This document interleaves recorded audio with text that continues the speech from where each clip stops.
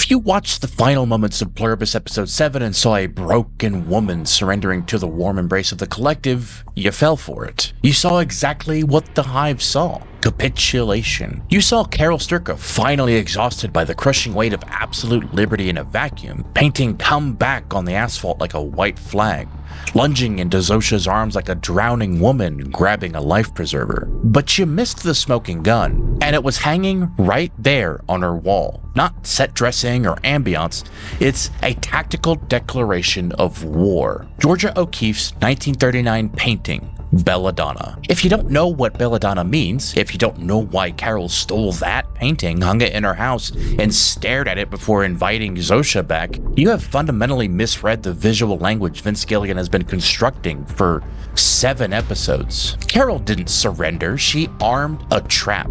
She realized she can't fight the Hive from the outside. To kill a collective consciousness that feeds on connection, you have to become the poison in the bloodstream.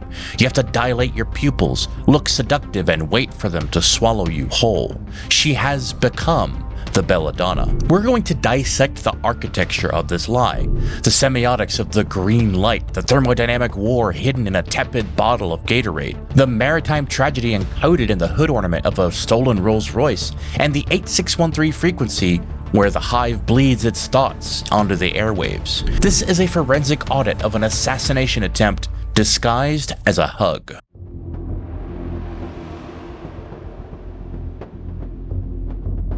Before we enter the gap, one detail from the community reframes everything. In my previous analysis, I transposed the frequency Manousos monitors. The correct frequency is 8613, and what he's hearing isn't what I originally thought. Shout out to Helly Refined and several commenters who pointed this out. The radio sound we hear, they say, is the psychic blue. That 8-bit sound, that's the Hive communicating. The sound of 7 billion minds staying synchronized together. Their unconscious chatter leaking onto a frequency that a guy with a shortwave radio can tune into. And the Hive may not even know that they're broadcasting radio signals. How does that work? We don't know exactly, it just does. Manousos is eavesdropping on the substrate of their collective consciousness. He's listening to the sound of the Hive thinking, which makes this situation uniquely dangerous. The numerical coincidence of 8613 still hangs over him. 86 is restaurant slang for off the menu. Manousos is survivor number 13, the last one discovered. 11 others? Actually, now there are 12. There's a gentleman in Paraguay whom we became aware of this morning. And we're watching him become the first to fall. He ignored the warnings. He fell into the chunga palms. He's septic, delirious. And that helicopter at the end of the episode might be the confirmation that Survivor 13 has been 86'd by his own refusal to accept help from the thing he was listening to. He tracked the signal across 2 continents. Turns out he was listening to the hum of the machine that's about to swallow him whole. The episode opens with a visual statement that destabilizes your sense of safety. We open on a blue sky, a direct callback to the Got Milk aesthetic from episode 5. We find Carol in transit, piloting her appropriated police cruiser, a symbol of authority in a world without law. She's humming. It's the end of the world as we know it. The lyric is the first lie of the episode. She's not fine. She's manic. The humming is a sonic wall she's building against the silence. She pulls into the Red Rocks gas station, a dormant node in the Hive's energy grid. Dark, empty, a relic of the combustion age. Carol picks up the gas station phone and dials 0. The recording plays the same containment message we've heard for 3 episodes. Hello, Carol. This is a recording. At the tone, you can leave a message to request anything you might need. We'll do our best to provide it. Mm-hmm. Our feelings for you haven't changed, Carol. But after everything that's happened, we just need a little space. But she ignores the emotional content and issues a command. I need pump number 1 turned on. The station floods with a sickly fluorescent green light. The Hive has restored power as requested, but they haven't restored the warmth. They haven't restored the incandescent glow of human commerce. They provided the raw, ugly green spectrum of utility. This is the visual thesis of the episode. The Hive can give you the function of life, gas, food, and water, but they cannot give you the feeling of it. Carol is standing in the uncanny valley of lighting. It's technically illuminated, but it feels like a tomb. Inside this green-lit station, Carol performs the liturgy of a dead consumerist religion. She buys a scratch-off ticket, scratches it with manic intensity, and wins $10,000. Her celebration seems genuine, but brief, which makes it tragic. The victory is mathematically void. In the Hive's economy, fiat currency has zero utility. There are no stores, no debts, no future to invest in. That $10,000 is colored tree waste. Yet she completes the ritual by dropping a penny in the leave a penny tray, a microaction that's actually profound. By leaving the penny, she's asserting that the rules of fairness and exchange still exist, even if she's the only one left to obey them. She's maintaining a social contract with ghosts, and this will come up again later in the episode. Then Carol orders a Gatorade via the operator. A drone arrives, and the visual framing matters. The drone hovers in bright light while Carol stands in the deep shadow of the gas station awning. The Hive occupies the light. The individual occupies the darkness. Carol takes a sip and recoils. She calls again. I didn't say tepid. I didn't say lukewarm. I didn't even just say cold. I said ice cold. Note the specificity. She's not complaining just about a bad drink. She's fighting a thermodynamic war. The Hive operates on negentropy, ordering the system, reducing chaos and conserving energy. They turn off the lights, move slowly. They serve tepid drinks because refrigeration is a waste of energy. They're trying to bring the universe to room temperature. Carol is driving a gas guzzler, burns fireworks. She demands ice-cold drinks. She's an engine of entropy. She creates heat, waste, and difference. In a world striving for thermal equilibrium, Carol Sturka is the heat signature that refuses to fade. Night falls, and it's been 12 days since the joining. Carol has been in solitary confinement for nearly a week. Carol is the only element in her universe. To prove she exists, she must make noise. At the gas station, she filled her car with fireworks, and now she stands in the middle of her cul-de-sac, drinks beer, lights explosives while humming Stars and Stripes Forever. The choice of music is devastatingly ironic. The Stars and Stripes represent a nation-state that is dissolved. Carol is celebrating the sovereignty of a nation of one, conducting a patriotic display for an audience of no one. Then the soundscape changes. Wolves howl in the distance. In episode 5's, wolves were the antagonists, scavengers digging up Helen's graves to consume the HDP. They represent the Hive. Here, Carol's reaction shifts from fear to recognition. She realizes the wolves are the only other sovereign entities left. They're the only thing that are not us. And she howls back.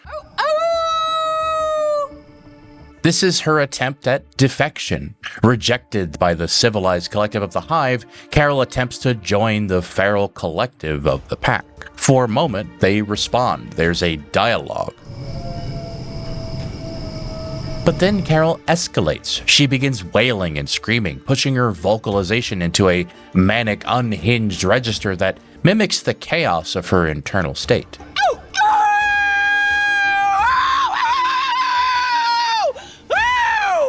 And the wolves go silent. Wolves fall silent when they perceive a threat or when they've pinpointed prey and begun to stalk. Carol was too chaotic for the collective, and now she's too chaotic for the beasts. She exists in a biological uncanny valley. She's too wild for the Hive, but too domesticated for the wild. The camera pans around her as she smiles, like she's won. A delusion of grandeur. She interprets the silence as submission, that she's out-howled the pack, when in reality, she's proven that she's incompatible with any form of collective life on Earth. She's the noise that clears the room.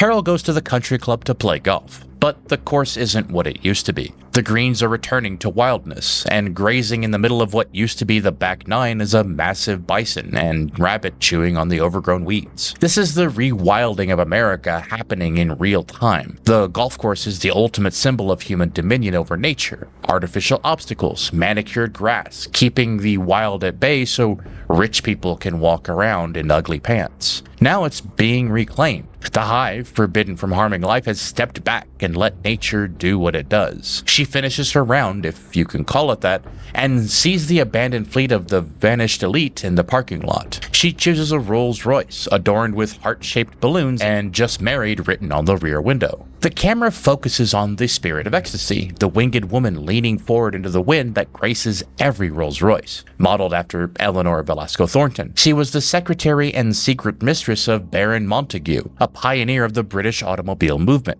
Their love affair spanned over a decade, but had to remain hidden due to her lower social status. The parallels to Carol are staggering. Eleanor and Montague's relationship was hidden from society, just as Carol and Helen's relationship was marginalized. Carol's pseudonym for Raban even masks the gender of her protagonist from her readership. Before the Spirit of Ecstasy, Montague commissioned a different statue called the Whisper. It depicted Eleanor in fluttering robes with a finger pressed to her lips, symbolizing the secrecy of their affair. The Hive communicates via subvocal telepathic means. They are a silent civilization, and Carol is piloting the spirit of silence. Most chilling, Eleanor Thornton died on December 30th, 1950 when the SS Persia was torpedoed by a German U-boat in the Mediterranean. She drowned, and her body was lost to the sea. Montague survived, clinging to an overturned lifeboat for days. Carol is Montague. She is the survivor clinging to the wreckage while her lover has drowned in the Amaranthan slipsand, the collective consciousness. She is driving a hearse disguised as a honeymoon carriage. Carol takes the Rolls Royce to Giggling Springs Hot Springs. She strips naked, sinks into the water, and floats there. The camera lingers on the visual, her face barely breaking the surface, eyes closed, mouth open. She looks like someone who could be drowning, but she's smiling and singing a Nelly song. Take off all your clothes and get. Carol is literally immersing herself in the Hive's color palette, bathing in their aesthetic while refusing to join them. The show even gives us a statue to drive the point home. Guanyin, the Buddhist bodhisattva of compassion. In Chinese tradition, she's the goddess who saves drowning people. She hears the cries of the world and offers liberation from suffering. That's the Hive's entire pitch. And here she sits, watching Carol float in the blue water, offering mercy Carol keeps refusing. And this connects directly to the Amaranthan slipsand, the liquid metaphor for the joining that Carol wrote about in her novels. To join is to drown in the collective consciousness. Carol is simulating that drown physically while resisting it metaphysically. She's flirting with disillusion, finding a perverse comfort in the proximity to oblivion, practicing for the surrender she hasn't made yet. Then Carol goes to the Georgia O'Keeffe Museum in Santa Fe. She looks around and stops in front of one specific painting, Belladonna, 1939. She steals it, takes it home, and replaces a cheap reproduction on her wall with the original. And she smirks, this little childlike grin, like she got away with something. Maybe it's just the thrill of the heist, or maybe it's something else. The painting she chose matters. The painting depicts Atropa Belladonna, the deadly nightshade. Belladonna means beautiful lady in Italian. Renaissance women used drops of the plant's extract to dilate their pupils, mimicking the physiological response of sexual arousal. It makes you look open and inviting, doe-eyed and innocent. When Carol stares at this painting, she's looking at a blueprint for biological mimicry, a guide for feigning love. The plant contains atropine and scopolamine. It causes delirium, hallucinations, respiratory paralysis, and cardiac arrest. It is lethal. Crucially, atropine is the primary medical antidote for nerve gas poisoning. So if the joining signal operates like a neurological agent, binding to receptors and forcing synchronization, then Atropa Belladonna symbolically represents both disease and cure. Carol knows the Hive sees her as a beautiful woman. She's a unicorn, a unique, fascinating anomaly they want to integrate. They want to fix her, and she's about to use that attraction against them. She will dilate her pupils, simulate openness and love, and lure them in, while concealing the fact that she is toxic to their system. The genus name Atropa comes from Atropos, the third of the Greek fates. Clotho spins the thread of life, Lachesis measures it, and Atropos cuts it. She represents the inevitability of death. The Hive's entire philosophy is based on the denial of death. They believe in the Amaranthan slipsand, an eternal consciousness where death of a body is just the loss of a meat computer. By aligning herself with the flower of Atropos, Carol is reclaiming the power of the scissors. She's asserting that for humanity to have meaning, the thread must be cut. She is becoming the agent of the Hive's mortality. The meta layer confirms this theory. Georgia O'Keeffe painted Belladonna in 1939 while in Hawaii on a commission for the Dole Pineapple Company. Dole wanted her to paint a pineapple for an ad campaign, but O'Keeffe refused. She painted the deadly nightshade instead, a poisonous weed, and submitted that. Dole had presented O'Keeffe with a pineapple that was already peeled, sliced, and cored, manhandled as she called it, a fruit stripped of its natural form and rendered consumable. She wouldn't paint something that had already been processed into what someone else wanted it to be. And Carol is doing the same thing. The hive wants her peeled and cored, her edges smoothed, her identity dissolved into the collective. But she's refusing to be rendered digestible. The hive wants a pineapple, something sweet and consumable. A happy, compliant Carol who just joins the collective, but Carol is giving them the Belladonna instead. She's delivering the package they ordered, her presents, but inside the box is a poisonous flower. Then Carol goes to dinner. She requests something special this evening. The hive prepares a feast at a restaurant where she and Helen once celebrated. Duck or maybe chicken, mushroom risotto, and maritozzi. The food is there, but the staff is not. Carol sits alone at a table set for one, wearing extravagant earrings. She starts to play her piano before she eats, and it plays a melancholic instrumental version of I Will Survive. The choice of a player piano here, an automated instrument that plays itself, to render a song about human resilience is deeply ironic. It suggests that Carol's survival is becoming automated. She's going through the motions of living, eating, drinking, and breathing without the soul of volition. The piano plays the notes, but there is no pianist. Carol survives, but there is no Carol left. While Carol creates a symbolic toxic garden in her house, Manousos Oviedo is fighting a real one. Carol has aligned herself with a poisonous plant while Manousos is about to be destroyed by poisonous plants. Both of them are engaged in a war of biological toxicity, one metaphorical, one viscerally real. Manousos is walking the Via Dolorosa, the way of suffering. His narrative arc serves as the brutal somatic counterweight to Carol's psychological drift. The show juxtaposes Carol's Rolls Royce with Manousos' vehicle, an MG Midget. Carol's path is of ultimate luxury, a smooth ride, the spirit of ecstasy.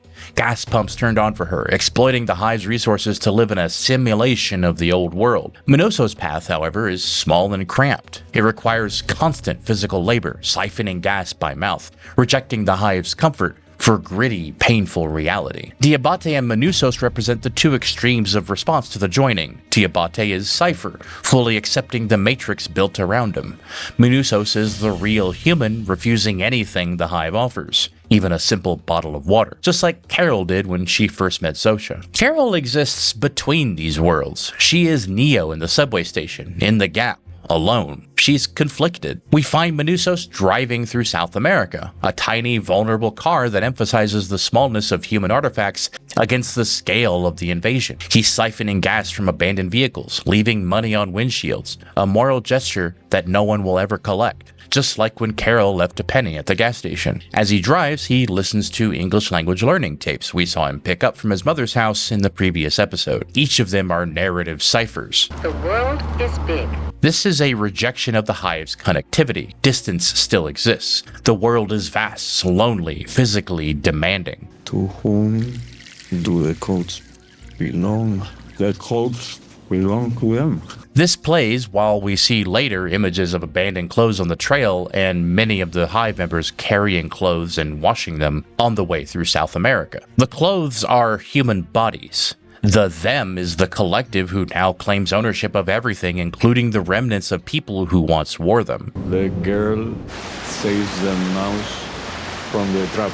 This might be the prophecy of the finale. The girl is Carol, the mouse is humanity, or Manousos himself, scurrying, scavenging, driving a midget. The trap is the hive. But through the Belladonna lens, the saving might mean springing a lethal mechanism. The girl doesn't open the cage, she triggers it. The hive tries to intervene. They offer him a ride in a blue truck.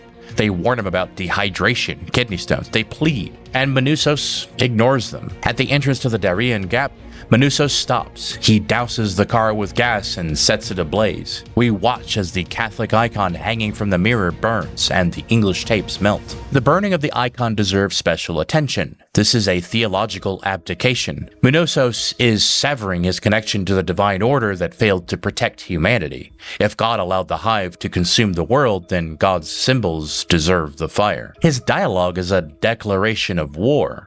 Nada en este planeta es de ustedes. No pueden darme nada, porque todo lo que ustedes tienen es robado. Ustedes no pertenecen acá.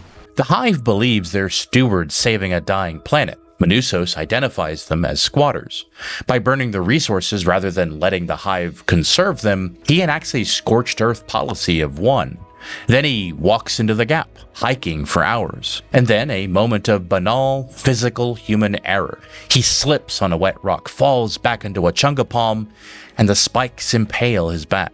The hive warned him about this specific tree. They told him it was covered in bacteria. This scene where Manousos heats his machete and cauterizes his own wounds is the most visceral in the series. The hive is painless, sterile, and cool, while Manousos' agony, infection, and fire. This is the cost of remaining individual. To stay separate from the cool, painless collective, you must embrace excruciating pain. Later, Manousos stumbles through the forest, his blue shirt now soaked in red. He collapses. We hear thudding. It's a helicopter. The hive was watching from the sky. They didn't grab him while he was walking. They waited until he was unconscious, until he was no longer capable of saying no. They warned him, but they respected his refusal to enter the truck. They let him walk past into the dangerous gap.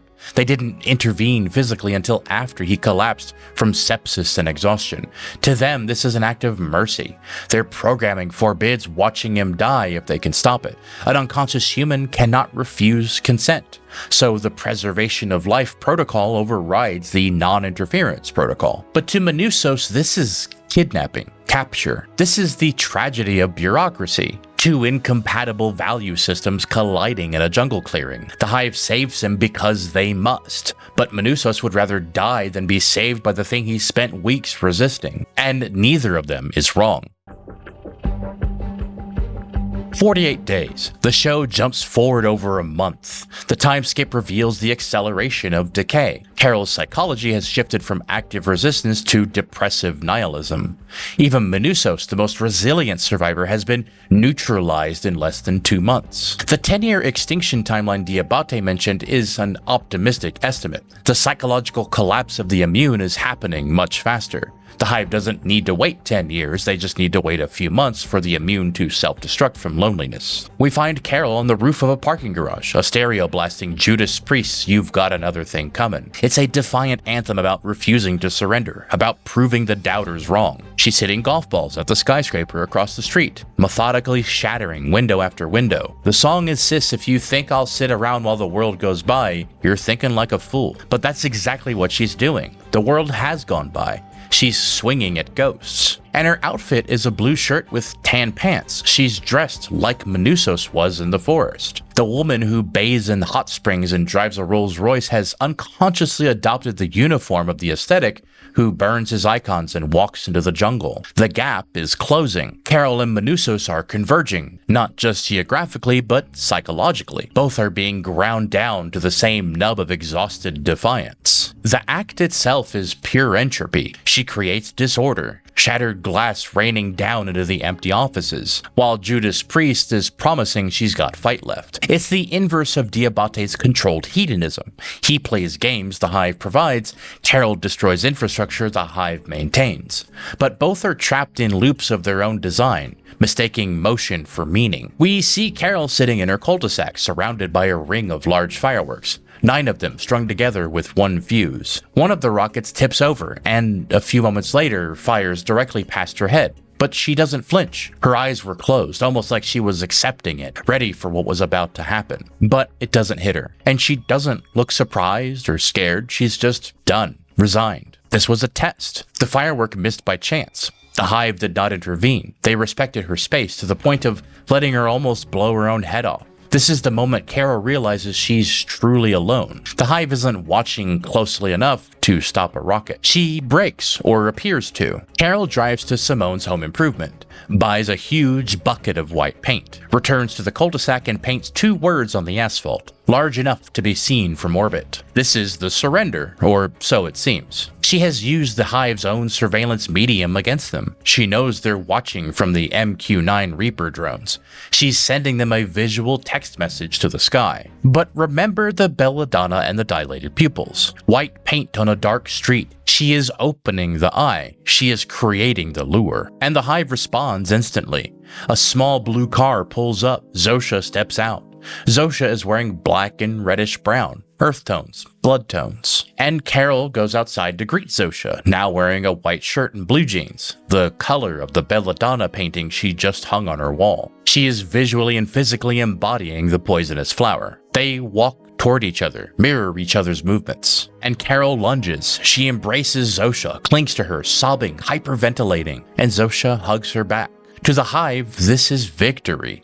The wayward child has returned. The mouse is saved from the trap of loneliness. But look closer. Carol knows that her negative emotions hurt the Hive. She's proved it in episode 2 when her rage caused Zosha to collapse. She knows that intensity disrupts them. By initiating this hug, this supreme act of physical and emotional connection, she is establishing a hard-line uplink to the collective consciousness. She is flooding the network with grief and deceit and rage. She is loving Zosha while plotting to destroy her. This emotional paradox is a logic bomb. The Hive can process happy. The Hive can process sad. But can it process, I love you and I am going to kill you? Carol has become the Atropa belladonna. Beautiful, seductive, and inviting, and lethal upon ingestion. She has invited the vampire back into her house so she can drive the stake through its heart while it feeds. Let's be clear about something. Carol's emotions in this moment are genuine. She hasn't seen a human face in over a month. She hasn't touched another person.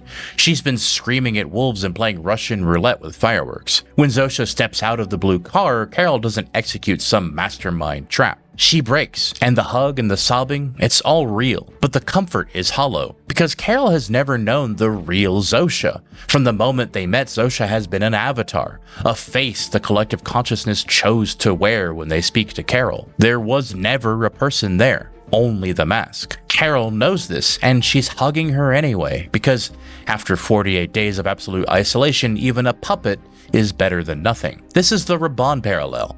Apple released an in-universe excerpt from Carol's Winds of Waikaro novels, a chapter called The Isle of Sanantes. In it, Lucasia finally finds Raban after he walked the plank. He's alive. He's in a cave with a healer. She's wearing his coat, mourning him. And when she finds him, he looks at her and says, "I'm sorry, madam, have you mistaken me for someone you know?" He doesn't recognize her. That's what Carol is embracing. Not a friend she lost, a stranger wearing a familiar face who has never actually known her. The Hive sees Carol as data. Carol is clinging to something that can't understand why she's crying. So these are my predictions for the last 3 episodes of Season 1 of Pluribus, the death of Survivor 13. So let's address the 8613 frequency one more time. 86 means off the menu. Manousos is survivor number 13. He's septic and delirious. The Hive is airlifting him out of the jungle, but I don't think he survives this. Manousos may be the first of the immune to die. Maybe not immediately. He might live long enough to reach Albuquerque, long enough to meet Carol, or share what he's learned, the frequency, the signal, the psychic glue holding the Hive together. And then he dies. The man who refused every comfort the Hive offered, finally taken by the jungle he chose over mercy. 8613, Survivor 13 is off the menu. And now the cave. Shout out to Helly Refined on YouTube for this one. Click right here if you want to see that video. Remember the visual language at the gas station? Carol standing in the shadow? The Hive's drone hovering in light? Throughout the series, the Hive has been associated with openness like the sky and the transmission of signals. But what blocks a signal? Going underground. The Blood Song of Waikaro excerpt has Lucasia finding the healer and Raban inside a cave. Madame Asclepius lives in a cavern, away from the cursed moonlight that's killing Lucasia's crew. Carol's books have been prophecy this whole time. The amaranthine slip sand, the bitter chrysalis, all of it are narrative foresight. If the cave is the cure in her fiction, Carol may need to find a surrogate in her reality. Carol may try to bring Zosha underground or into a Faraday cage, to sever the connection, to see if there's anyone left inside the mask. That, of course, is assuming that what we heard on the radio in episode 6 is actually how they communicate. Carol's emotions destabilize the hive. We saw it in episode 2. She knows this. Right now, she's not weaponizing it, she's just broken and desperate. But once she understands the pattern, once she sees what her grief does to Zosha up close, she'll have a choice. Use the pain. Become the belladonna for real. The poison isn't a performance. The poison is real. She just hasn't decided to administer it yet and maybe isn't quite sure how she'll do it. But what do you think? Is the Belladonna Protocol real, or am I reading too much into a painting? Did Carol actually break, or is this the most elaborate trap in television history? And will Manousos really be the first one to die? Let me know down in the comments. And if you want to see how these predictions play out, subscribe so you don't miss it. And based on what we're seeing, the rest of the season is gonna be killer. If you're enjoying these theories and want to support the channel, consider becoming a member. Members get early access to new theory videos, and every new member helps me get closer to doing this full time. And click right here if you want to see my previous videos on Pluribus. I go over a lot of detail in those videos.